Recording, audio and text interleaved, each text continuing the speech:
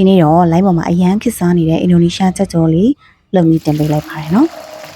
အရင်ဆုံးတော့ဒီမြုပ်ပြီးအစိမ်းတွေကိုကြော်ထားပါမယ်ကြော်တဲ့အခါစီပေါက်မယ်ပေါ့နော်အဖုံးလေးအုပ်ပြီးတော့ကြော်ပေးပါအကြိုက်ကြော်ကြမလို့ပါဘူးသူပြော့သွားရင်ရမယ်ပေါ့နော်သူ့ကိုဆယ်ထားပေးပါမယ်ပြီးတော့ချက်သားတွေကိုအရသာနှက်မယ်ပေါ့နော်ချက်ကတော့ဒီပေါင်ရင်းကောမှာပါတဲ့အသားကိုဝယ်ခဲ့ပါတယ်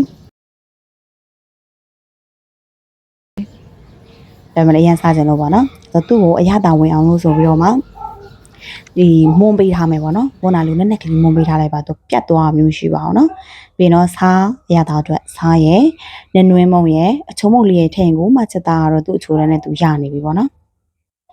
အဲ့လိုလေးခဏနင်းနပ်ထားပေးပါမယ်ခဏနင်းနပ်ထားပြီးမှပဲအရသာဝင်ပြီဆိုမှစီနဲ့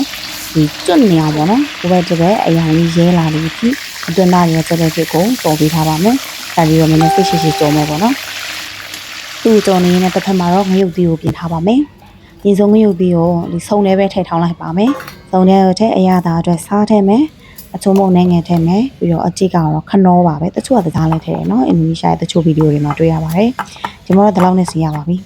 ။ပြီးတော့သူမညံ့တညက်ကလေးထောင်းပေးမယ်ပေါ့နော်။ကဲဒါဆိုရင်တော့ရပါပြီ။ညီးကြည့်တာတော့ငရုတ်သီးနဲ့တော့တော်တော်စားကောင်းနေပါပြီ။ပြီးတော့ချက်သားကိုနည်းနည်းလေးထုထောင်းလိုက်မယ်ပေါ့နော်။နည်းနည်းလေးထုထောင်းပြီးတော့မှplating ပြင်မယ် plating ပြင်ပြီးတော့ဒီချက်သားပေါ်မှာခဏထောင်းထိုင်းညှို့သေးလေးကိုဒီလိုလေးတင်ပေးလိုက်ရင်ရပါပြီနော်